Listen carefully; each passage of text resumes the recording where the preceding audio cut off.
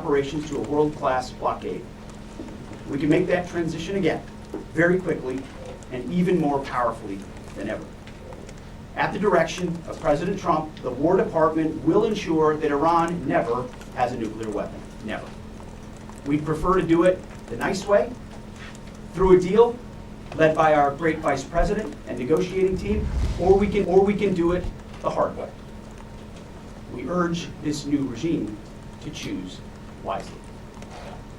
Speaking of choosing wisely, a note to the press corps, to the American media, as I just can't help but notice the endless stream of garbage, the relentlessly negative coverage.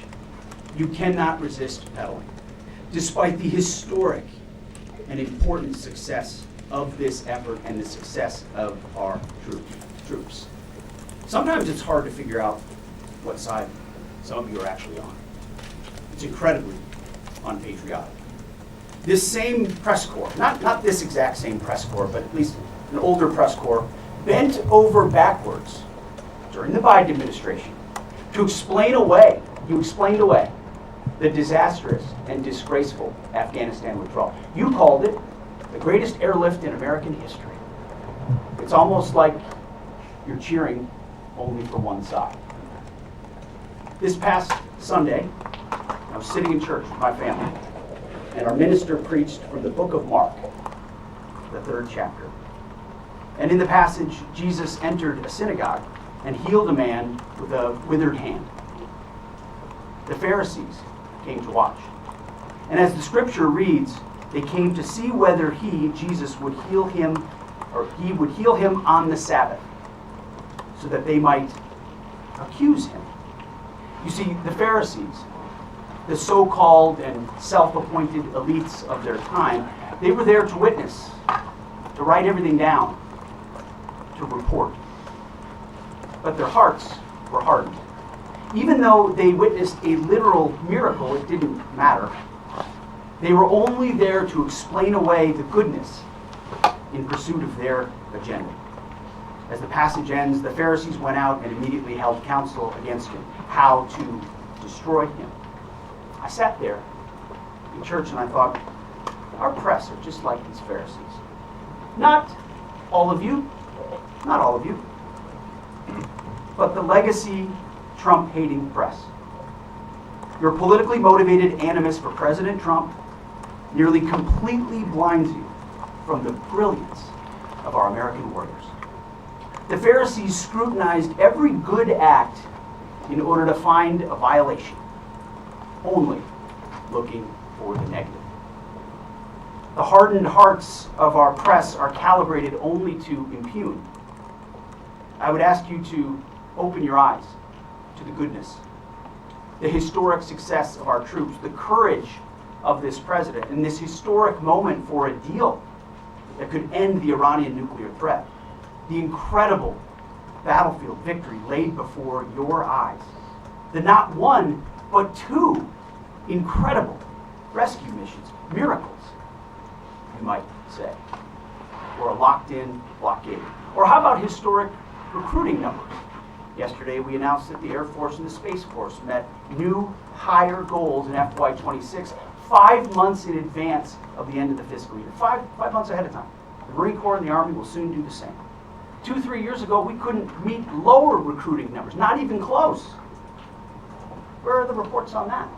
Where's the coverage of the new spirit in the country, the new spirit in the ranks, the surge of Americans wanting to join the greatest military in the world? Nothing from the fake news. We sense a pattern.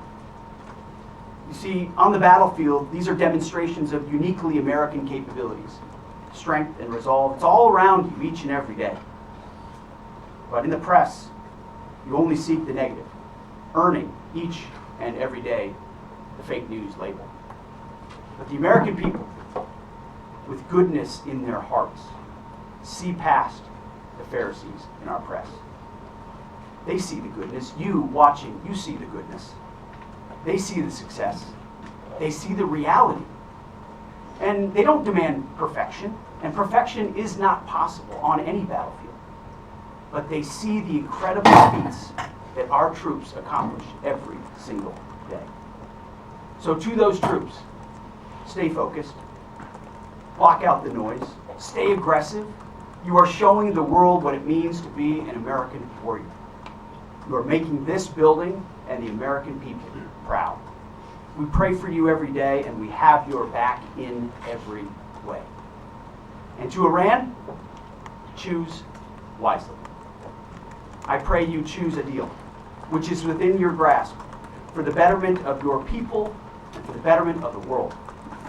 In the meantime, the War Department is locked and loaded. Mr. Chairman, over to you. Thank you, Mr. Secretary, and good morning, ladies and gentlemen. Thank you for being here today. Last week, the President of the United States directed a ceasefire that temporarily paused major combat operations in Iran. The unprecedented effort by America's joint force during Operation Epic Fury set the conditions for this ceasefire. And as the Secretary said, I'd like to emphasize during this pause that the United States joint force remains postured and ready to resume major combat operations at literally a moment's notice. This morning, I'd like to give you an update on the ongoing blockade in the CENTCOM AOR area of responsibility. On Monday, 13 April at 10 a.m. Eastern Standard Time, at the direction of the President, America's joint force began implementing a blockade against Iran under the leadership of Admiral Cooper and the team at CENTCOM. Let me be clear, this blockade applies to all ships, regardless of nationality, heading into or from Iranian ports. The U.S. action is a blockade of Iran's ports and coastline, not a blockade of the Strait of Hormuz. Enforcement will occur inside Iran's territorial seas and in international waters. In addition to this blockade, the joint force, through operations and activities in other areas of responsibility, like the Pacific area of responsibility under the command of Admiral Paparo, will actively pursue any Iranian-flagged vessel or any vessel attempting to provide material support to Iran. This includes dark fleet vessels carrying Iranian oil. As most of you know, dark fleet vessels are those illicit or illegal ships evading international regulations, sanctions, or insurance requirements. More than 10,000 sailors, Marines, and airmen, over a dozen ships and dozens of aircraft are executing this mission. And let me walk you through this operation a little bit. Please go to the first slide. First to the graphic. This is taken before the blockade began. North is up. You can see the blockade line here in the center of the graphic, denoted by the red dashed line. This map is a pull from our common operating picture that we use to allow commanders and key leaders to see what is happening in near real time. We just grabbed screen grabs to highlight the actions and activities. What is not shown is how incredibly congested this area is and the incredible work that our sailors are doing to ensure that they can work in and around an incredibly busy water space. What is also not depicted here is the massive force of fighters, intelligence aircraft, helicopters, and other embarked forces, to include aerial refueling tankers that are up overhead this blockade area. You'll note that U.S. forces are in blue, Iranian ships are in red, and as we started this blockade, there were 7 ships of interest that were of concern for U.S. Central Command. Through a variety of intelligence tools and with the assistance of the Office of Naval Intelligence and other intelligence agencies, the force began to hunt for potential interdictors at 10 a.m. Eastern Standard Time. Next slide, please. It's now 12:40 Eastern Daylight Time, 2 hours and 40 minutes into the blockade, as attempted blockade runners attempt to hop the line. U.S. forces began to commit. Out in front of them was a range of intelligence, surveillance, reconnaissance, and tactical assets. And immediately these runners began to see, sense, and feel America's combat power compressing upon them. The lead ship, normally a destroyer as depicted here, along with air power off of the USS Abraham Lincoln Strike Group, began to move towards those ships. At each point, the United States Navy will transmit a warning. A young sailor, normally on the bridge of one of those destroyers, a junior officer, picks up that mic and transmits, and I quote, "Do not attempt to breach the blockade.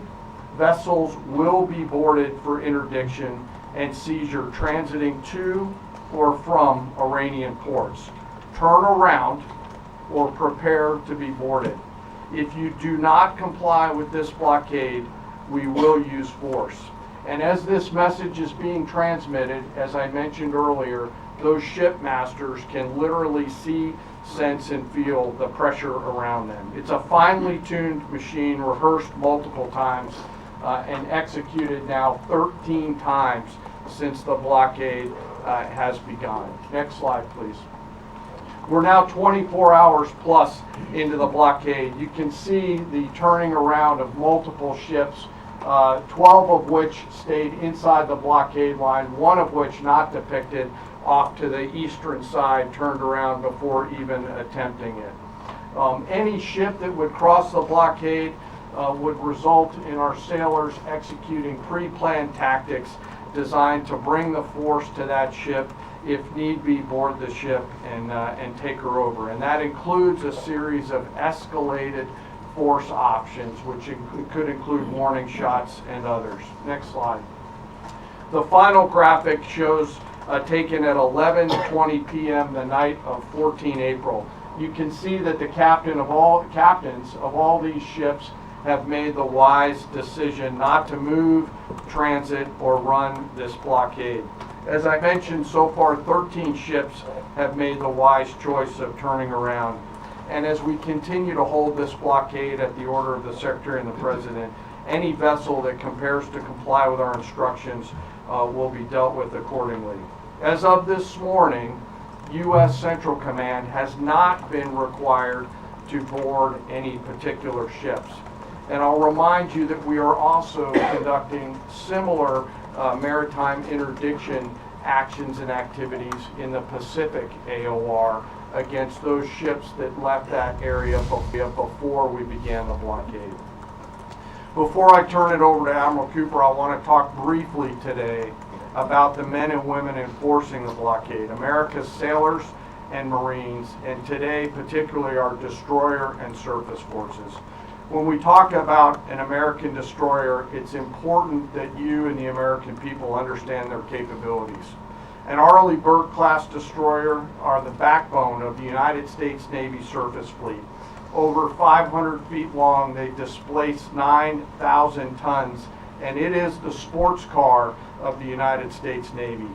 From the keel to the mast, they stand nearly 10 stories tall, and their 4 gas turbine engines can drive the ship at 30 plus knots. These ships are armed to the teeth with surface-to-air missiles, land attack cruise missiles, anti-ship missiles, anti-submarine rockets, torpedoes, 5-inch naval guns, multiple electronic warfare systems, embarked helicopters, extending the reach and capability of each and every one of these destroyers. But far and away, the most important weapon on board these ships is the American sailor. Over 300 warfighters are the heart and soul of these warships.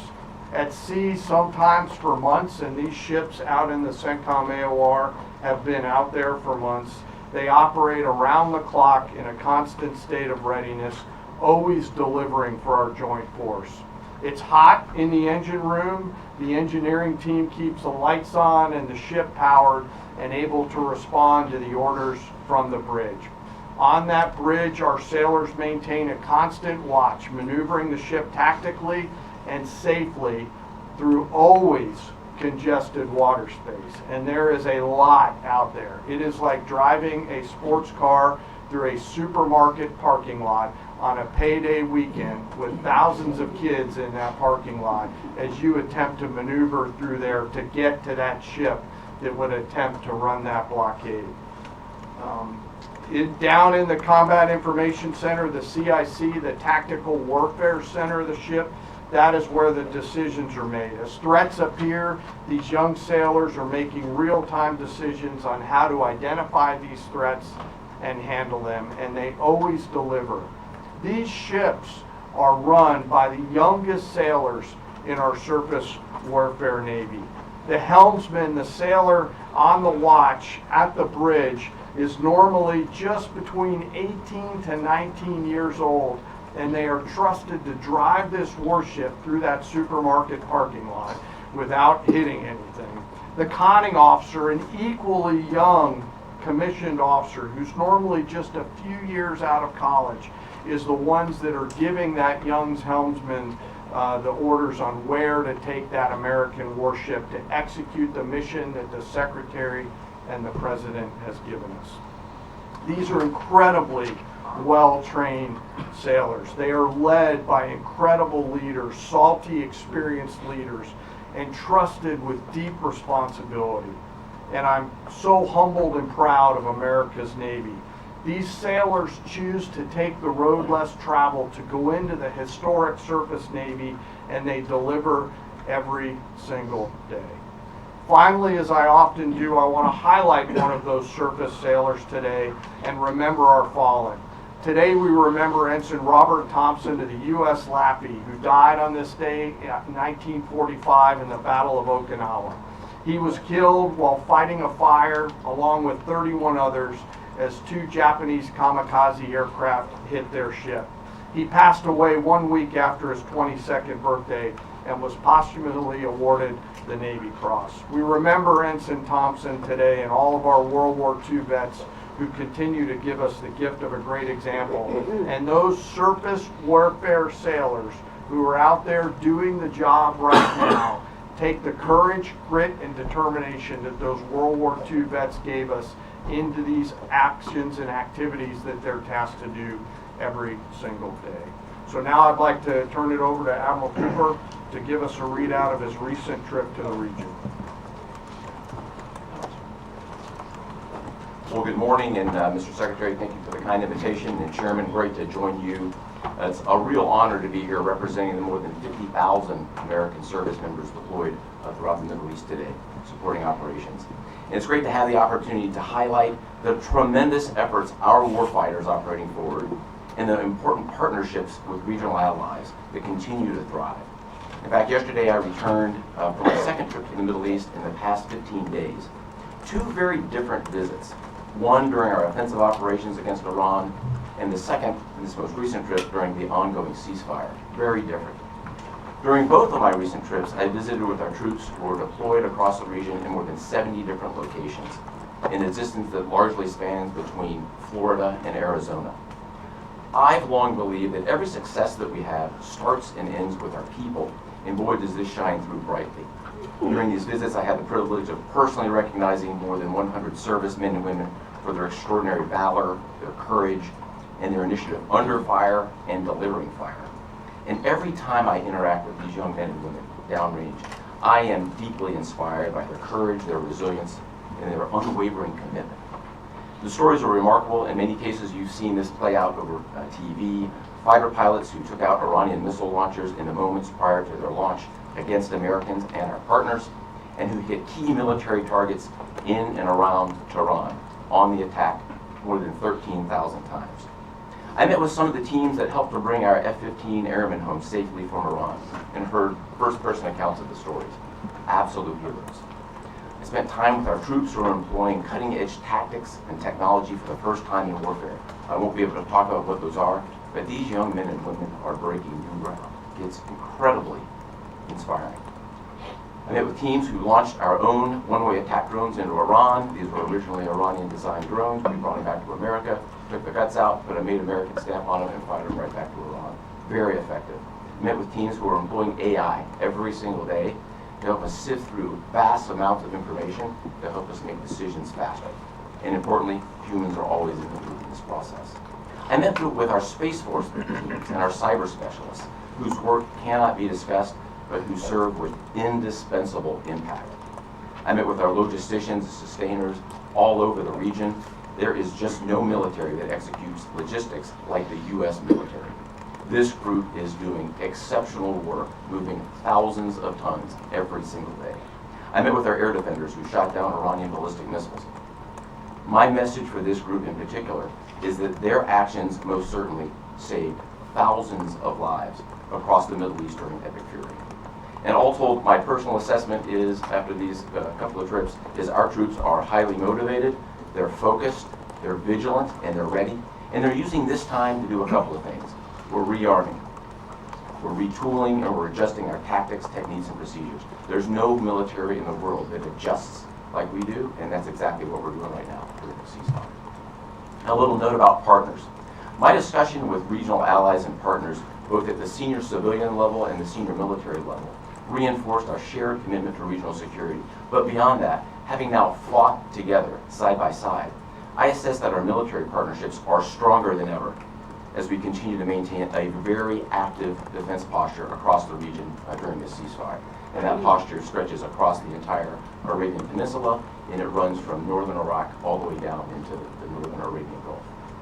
In creating the largest air defense umbrella in the world across the Middle East, we embedded specially trained U.S. military air defenders alongside our partner nation soldiers, side by side, literally side by side. And to give you a sense of their contribution and impact, the King and Crown Prince of Bahrain both personally knew our soldiers by name. These leaders expressed appreciation for our service member who continue to stand shoulder to shoulder with our partners in support of regional defense.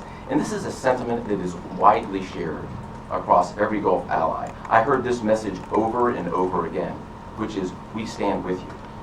As the Secretary and the Chairman have said, Bahrain, UAE, Saudi Arabia, Qatar, Kuwait, and Jordan have been exceptional teammates. I had a chance to meet with both their senior leadership as well as their troops. Boy, equally inspiring and equally committed to mutual defense. They defended Americans and they defended their own country. It was inspiring. And there's been no better teammate than Israel. Together, the four best air forces in the world, the Israeli Air Force, the U.S. Air Force, and the air forces of the U.S. Navy and U.S. Marine Corps, together met and exceeded our own military objectives over and over again. Twice in the past 2 weeks, I've met with the Israeli Chief of Defense to ensure that we remain closely aligned, and we do.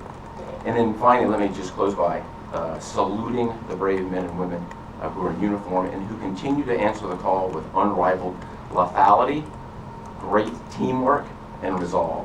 We've asked them to stay ready during this period, and that's exactly what they're doing. I couldn't be prouder, and I know that you and the American people are sharing that same pride. Thank you so much. I'll take a few questions. Go ahead. Thank you. Alexandra Ingersoll, One American News. How is the Iranians' decimated command and control affecting the ceasefire at this juncture? Ergo, how are we enforcing a ceasefire with an enemy who has virtually no command and control? And then one other question about the Houthis being, have the Houthis been an issue in the Straits of Hormuz and the Bab al-Mandab Strait at the Red Sea, or are we tracking that momentarily? Appreciate that. On the ceasefire front, it's right. Their command and control capabilities are highly degraded. So their ability to talk, see, sense is at the worst it's ever been. But their motivation to want to stay in the ceasefire is very high because they understand that a violation of that ceasefire means a commencement, once again, of Admiral Cooper's forces, which went very poorly for them. So they have a high incentive to maintain that ceasefire, even though they can't talk and organize as well as they'd like to. And as far as the Houthis, thus far, they have stayed out of it, which, of course, we think is a good decision by them. And I think is a reflection of the fact that over a year ago, in Operation Rough Rider, we had an ongoing and intense campaign that demonstrated American capabilities, which has them hesitating to want to do something on that strait, which I think would be a poor choice. Good morning, Mr. Secretary, gentlemen. David Zia, Real America's Voice. as commercial shipping ramps up, you know, it was 130 ships a day going through that. As that happens, ships have to anchor up, right, and wait to pass through the narrow strait. Is there any progress with an international force to phase out U.S. military-led escorts or other? Is anyone stepping up to do that? It's a great question. Long term. They should be. There's a lot of talk, and what we've seen in this conflict from allies, there's a lot of talk, except for the ones that were mentioned by Admiral Cooper in the region, who've been phenomenal. Other allies have talked a lot and haven't done anything. And as the president has pointed out, this is a waterway that the American commerce doesn't use all that much. We don't rely on the energy coming out of the Strait of Hormuz, but Asia does, and Europe does, and large parts of the rest of the world do. And so their ability to muster a collective defense or a clearing of the straits would be a wonderful thing. And we hear and see the talk about it, but when shots were fired and those countries were needed the most, they weren't there. They weren't in the strait, they weren't alongside us, their leaders weren't rallying what they have of their navies. If they decide after CENTCOM does the heavy lifting, which again, they should be able to do. We should live in a world where other countries can defend waterways, not just the United States Navy. Should that conclude, which we believe it will, then we would welcome other countries coming in after the fact. But you can't live in a world in perpetuity, and this is a message to the rest of the world and our allies, where you just rely on America to continually do the heavy lifting. Oh, Iran might get a nuclear bomb. Who's going to do something about it? America. And America only. Other allies need to invest in their capabilities so they can project power and do basic tasks like clearing a strait. So we're not counting on it, but it would be wonderful to see it if it ever materialized. Yes? Thank you, Mr. Secretary. Thank you all for your time. I have a couple of questions. I know you said a few weeks ago that Iran's supreme leader was wounded and disfigured. Do you have an update on whether he's even alive at this point? And then another question for you.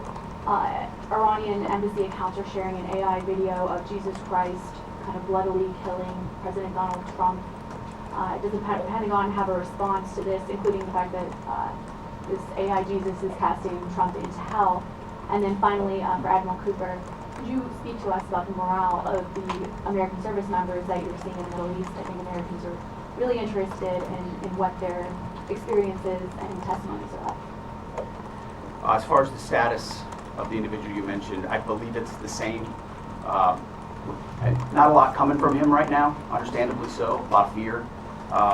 Believed to be alive, wounded, and disfigured. Status remains the same. As far as a video like that, of course, that's disgusting and detached from reality. Iran says a lot of things in the propaganda space based on complete lies, and their actions have been lies. Oh, we don't target. We see missiles going into civilian facilities and hotels in the Gulf states. And they say we only target military targets as you watch drones and missiles go into. So they are going to misrepresent, lie, spin in a multitude of ways, which we are quite used to.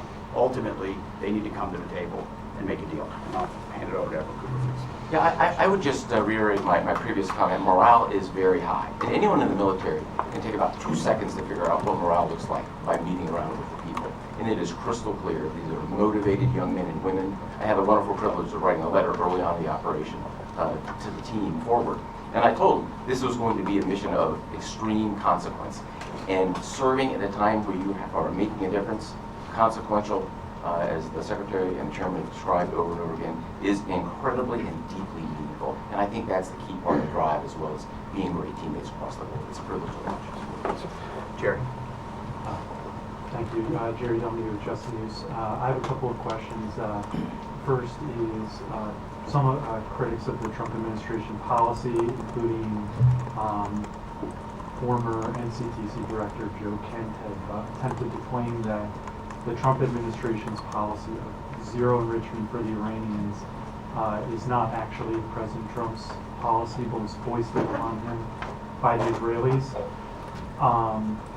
Looking back, doing a bit of a refresher for myself, I saw that zero enrichment was the Trump State Department's policy in the first Let me admin. just stop for a second. As someone who, unlike the individual you referenced, is in the presence of the president nearly every day and has been inside every single key meeting that has happened surrounding the idea of Operation Epic Fury, not a single thing has been foisted upon the President of the United States. President Trump makes his own decisions about the interests of this country and defending our interests, and then working with allies and partners, in this case, Israel, who's got a lot of will and a lot of capabilities, which we're grateful for. Nothing gets foisted on President Trump. So those people who are not in those meetings who like to say things about that are just flat wrong. I had a quick one for Admiral Cooper, if that's Sure. okay. Thank you, sir, and thank you for being here. So during Operation Epic Fury, 13 U.S. service members have lost their lives.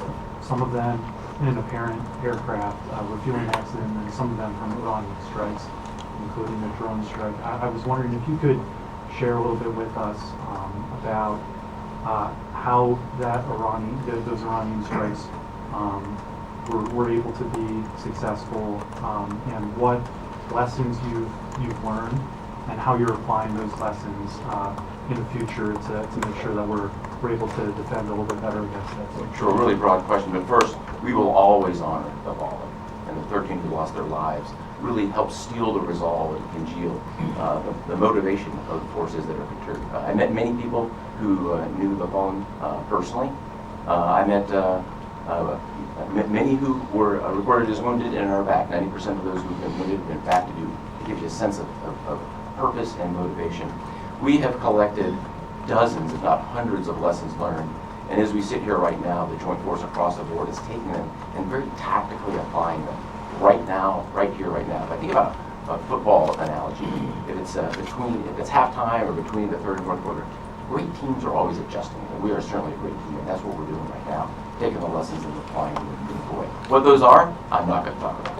I'll say they extend also outside of CENTCOM and across the rest of the Joint Force. We are a learning organization, so adversaries around the world should recognize that and be aware of that. No doubt. And likewise, I mean, the chairman and I have had the opportunity to greet those 13 and their families at Dover, and it does steel our resolve. And I can just attest to the planning that went into every aspect of this, and force protection, ensuring that CENTCOM has whatever it needs and that they're taking the proper posture has always been a number one in this effort. Last question. Thank you, Secretary Hegseth. There's reporting that says U.S. intelligence indicates China is preparing weapons shipments to Iran during this ceasefire. What's your reaction? Are these reports accurate, and what would be the consequences for the Chinese if they move forward with these shipments? Well, as you know, President Trump has a very strong and direct relationship with President Xi, and they've communicated on that, and China's assured us that that indeed is not going to happen, and in the spirit of the meeting they'll have next month. Thank you very much. Is the U.S. planning on military action against Cuba? Navy still, Mr. Secretary. Washington में अमरीकी वज़ीर जंग पीट हिग्सेथ और दीगर हुकाम news briefing दे रहे थे। अमरीकी joint chief of staff general Dan Caine ने भी न्यूज़ ब्रीफिंग दी। ईरान की नेवी फ़ज़ाइया लॉन्चर्स और मिसाइल ख़त्म कर दिए। अमरीकी वज़ीर जंग ने यह कहा।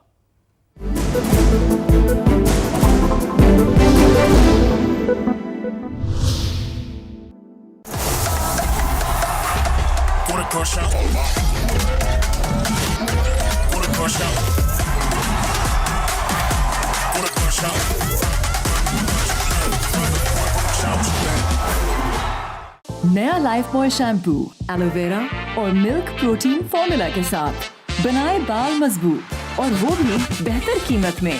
पूरे 50 रुपए की बचत के साथ लाइफ बॉय शैम्पू, कुदरती मजबूती का न्यू लुक। बातें खत्म हो सकती हैं, पर मिनट्स नहीं। पोस्ट पे बाय जैज से always stay on with minutes, जो कभी खत्म ना हो, वो भी हर नेटवर्क पर। So talk all you want and let go of what limits you with post पे बाय जैज।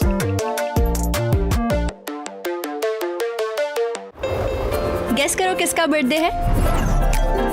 मेरी स्किन का। ये है नई सी ब्राइट हर रोज with glow and lovely renew bright. इसका नया सिनेमाइड बूस्टर अंदर से उभारी 2000 नए स्किन सेल्स। नई सी ब्राइट स्किन, तो रोज कहो हैप्पी बर्थडे डियर स्किन। अब आपकी ग्लो एंड लवली हो गई है नई with glow and lovely renew bright. मेरी सुपर पावर क्या